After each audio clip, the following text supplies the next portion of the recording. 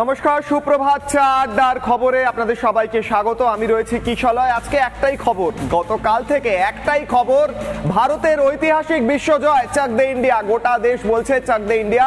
এবং ভারতের রুদ্ধশ্বাস জয় গতকাল রাতে সবাই বসে দেখেছেন, অনেক রাত পর্যন্ত দেখেছেন, এবং তারপর আজ সকালে সেই নিয়ে আলোচনা না করলেই তো নয়। এবং সেই নিয়ে আলোচনা না করলে কি করে হবে? প্রাথমিকভাবে প্রথমে সবাই হাত কামড়াচ্ছিল কোথায় ম্যাচটা হাত থেকে বেরিয়ে না যায়, কিন্তু শেষ পর্যন্ত না, ভারতের বিশ্বজয় এবং সেই টান টান জয়ের মুহূর্ত দেখলো সকলে। এবং তারপরেই মিক্সড ইমোশনস, যেটাকে বলে এই ম্যাচের পরে মিক্সড ইমোশনস। কেন? কারণ দুই মহারথী বিরাট কোহলি থেকে রোহিত শর্মা দুজনেই ঘোষণা করলেন এটাই তাদের শেষ ম্যাচ। এবং তারপরেই গোটা দেশের মানুষ একদিকে যেমন গোটা দেশের মানুষ এই জয়ের জন্য অভিনন্দন জানালেন ভারতীয় টিমকে, আরেকদিকে গোটা দেশের মানুষ যেন মনে করছিলেন, স্মৃতিচারণ করছিলেন যে কিভাবে এত বছর পর এই ম্যাচ জয়, এবং যাদের হাত ধরে ম্যাচ জয় তাদের কতটা অবদান রয়েছে বিরাট কোহলি থেকে রোহিত শর্মা, এবং অবশ্যই ভারতীয় বোলাররা যারা শেষ মুহূর্তে একেবারে টান টান ম্যাচের মধ্যে দিয়ে এই ম্যাচকে বার করে নিয়ে গেল। এবং সেই বিষয়ে আলোচনা তো করতেই হবে, এবং তারই সঙ্গে সঙ্গে আলোচনা করতে হবে কিভাবে গোটা দেশ এবং গোটা পৃথিবী থেকে শুভেচ্ছা ভেসে এলো প্রধানমন্ত্রী নরেন্দ্র মোদী থেকে, প্রত্যেক পলিটিশিয়ান থেকে শুরু করে প্রত্যেক সেলিব্রিটি, প্রত্যেকের কাছে এই জয় অত্যন্ত আনন্দের। প্রথমেই যাব আমার সঙ্গে এই মুহূর্তে যারা আলোচনায় রয়েছেন প্রত্যেকের সঙ্গে পরিচয় করাবো। আর যে নীলায়ন চ্যাটার্জি রয়েছেন, সঙ্গীত শিল্পী রয়েছেন, অরিত্র দত্ত বণিক অভিনেতা রয়েছেন, পুষান দাশগুপ্ত অভিনেতা। প্রত্যেকের সঙ্গে আলোচনা করব, এবং কেন বিশেষ করে সঙ্গীত শিল্পী থেকে অভিনেতা থেকে শুরু করে গোটা দেশে সেলিব্রিটিরা গতকাল এই ম্যাচের পর শুভেচ্ছা জানালো ভারতকে, এবং তারপর সেই ম্যাচের ঐতিহাসিক জয় নিয়ে আলোচনা তো চললই। প্রথমেই যাব আর যে নীলায়ন চ্যাটার্জি, নীলায়নের কাছে। নীলায়ন, গতকাল প্রাথমিকভাবে যখন ম্যাচ শুরু হলো কোথাও যেন ভয় লাগছিল তো, তারপর ম্যাচের মোড় ঘুরলো। বোলারদের কিন্তু সবচেয়ে বেশি অবদান বলে আমার মনে হয়, তোমার কি মনে হয়? হ্যাঁ, মানে আমার মনে হয় যে বোলার শুধু নয়, বোলার এবং আমাদের দেশের ফিল্ডিং ঠিক। গতকাল কিন্তু অবশ্যই আজকে বিরাট কোহলি সেই সময় দাঁড়িয়ে যদি হালটা না ধরতেন তো সেখানে তারাও ফাইট করার জন্য কিছু পেত না। ঠিক, অবশ্যই তারা প্রত্যেকজন কালকে যেভাবে একটা দলের খেলা উচিত সবাই মিলে কন্ট্রিবিউট করে কাল খেলায় আমরা সেটা দেখতে পেয়েছি। কালকে টিম ইন্ডিয়া খেলেছে, এবং বিরাট কোহলির ওই সেটআপের পর তারপরে আমাদের টিমের যা বোলিং, আমাদের ফিল্ডিং, সূর্যকুমার যাদব আজকে কোথাও গিয়ে 83 ওয়ার্ল্ড কাপে কপিল দেব যে ক্যাচটা ধরেছিলেন সেখানে কালকের ম্যাচে কিন্তু সূর্যকুমার যাদবের সেই ক্যাচটা করেছে। ওই ক্যাচটা মানে অস্বাভাবিক ক্যাচ। মানে প্রথমে তো যখন আমরা স্ক্রিনে দেখছিলাম তখন তো আমরা বুঝতে পারিনি, সাইড স্ক্রিনে রেগে গেছিল, আমরা বুঝতে পারিনি কি হলোটা কি, মানে ক্যাচটা হয়েছে না হয়নি। তারপরে ওই যে মোমেন্ট অফ প্রাইড, ওই যে উচ্ছ্বাস, মানে কালকের ম্যাচটা যদি বলা যায় একটা সুপারহিট সিনেমার পর মোমেন্টস গুলো যেরকম সাজানো হয়, কালকে স্ক্রিপ্টেড, মানে কালকে মনে হচ্ছে, তাই নয় কি? অরিত্র কি বলবে? দেখুন, প্রথমেই গোটা ভারতবাসীকে শুভেচ্ছা জানাই। এখানে কতগুলো তিনটে ফ্যাক্টরস আমি অ্যাড করে দিই, যে শুধুমাত্র যে বিশ্বকাপ জয় হয়েছে তাই না, আমরা আরও কতগুলো গুরুত্বপূর্ণ ডেটা পয়েন্টস পাচ্ছি।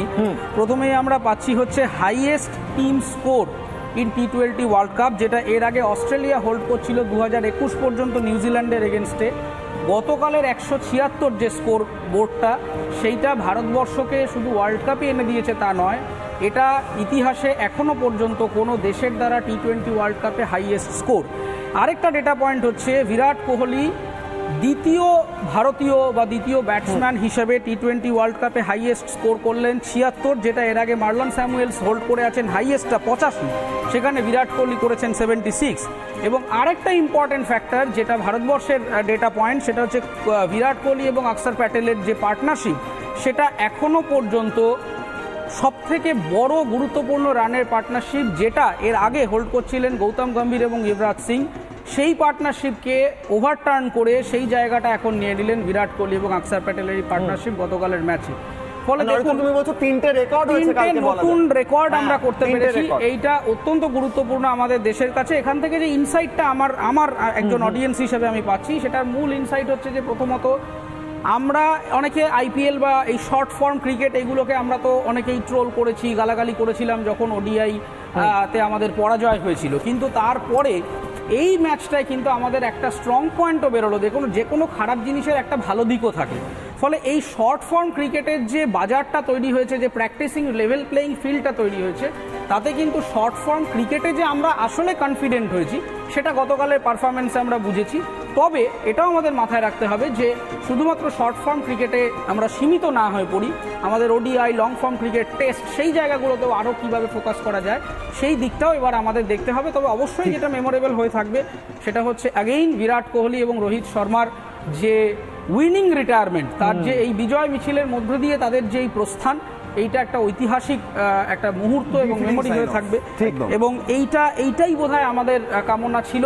হয়তো তারা আগের পরাজয়ের সময় হয়তো নিয়ে নিতে পারতেন এই রিটায়ারমেন্টটা আগের বিশ্বকাপের, কিন্তু সেটা তারা না করে এই যে চ্যালেঞ্জিং একটা ভাবে বিষয়টাকে নিয়ে যে জায়গায় পুরস্কারটা আমাদের উপহার দিয়ে তারা বিদায় নিলেন, এইটা মানে গোটা দেশের মানুষের মনে দাগ কেটে থাকবে এই রিটায়ারমেন্টটা, দাগ কেটে থাকবে। পুষান কি বলবে? একদিকে যেটা বলছিল অরিত্র যে হারকার জিতনে ওয়ালে কো বাজিগার कहते हैं, আগের ওডিআইতে পরাজয় হলেও সেইটা থেকেই যে সেখান থেকে শুরু, সেটা শেষ নয়, তাই না? এবং রোহিত শর্মা, বিরাট কোহলি তারা দুজন সিনিয়র মোস্ট প্লেয়ার এখন ভারতবর্ষের, তো তাদের হাত দিয়ে ওয়ার্ল্ড কাপ আসা এবং সেখান থেকে তাদের রিটায়ারমেন্ট, এটা অবশ্যই খুব মিক্সড ইমোশন জড়িয়ে রয়েছে। এবং কাল রাতে মানে সত্যি যেরকম ফিল করছিলাম আমরা, সারা ভারতবর্ষ যেভাবে ফিল করছিল, এটা তো বলে রোলার কোস্টার রাইড ছিল, নয় কি? Roller coaster ride. এবং যেইভাবে খেলা শুরু হয়েছিল এইভাবে কিন্তু ভারতকে আমরা হারতে এর আগের ওয়ার্ল্ড কাপেই দেখেছি। হ্যাঁ, আমি তো ফেসবুকে দেখলাম সবাই লিখছে যে 10 উইকেটে হারবে, হেরে গিয়েছে ভারত। হ্যাঁ, লিখছিল না লোকে ফেসবুকে, এটা ফাইনাল। হ্যাঁ সত্যি, কিন্তু একটা লো স্কোরিং ম্যাচ, কিন্তু দুর্ধর্ষ ফাইনালের মতন ফাইনাল। ঠিক। তো এই গোটা ম্যাচের পর আমি শুনছিলাম রোহিত শর্মা বলছিলেন প্রেস কনফারেন্সে যে 3-4 বছরের মানে 3-4 বছর ধরে যেগুলো শিখেছি, পরাজয় থেকে শিখেছি, জয় থেকে শিখেছি, সেইটার একেবারে ফলাফল এটা। কিউমুলেটিভ একটা ব্যাপার। অবশ্যই একজন ক্যাপ্টেন হিসেবে রোহিত শর্মা খুবই গুণী, এবং তার সাথে যখন বিরাট কোহলি ওরকম একটা ইনিংস খেলে, বোলাররা এরকমভাবে পারফর্ম করে, আমাদের কিন্তু মনে রাখতে হবে যে ওডিআই ওয়ার্ল্ড কাপে যে টিম ছিল সেটা কিন্তু একটা সাংঘাতিক অ্যাগ্রেসিভ অ্যাটাকিং টিম ছিল। জিততে পারেনি সেটা একটা ফাইনালের একটা খেলার জন্য, কিন্তু নিঃসন্দেহে সেই ওয়ার্ল্ড কাপের সেরা টিম ছিল ভারতবর্ষ। তো মানে দুধের স্বাদ ঘোলে মেটানো T20 ওয়ার্ল্ড কাপ আমাদের হাতে এখন।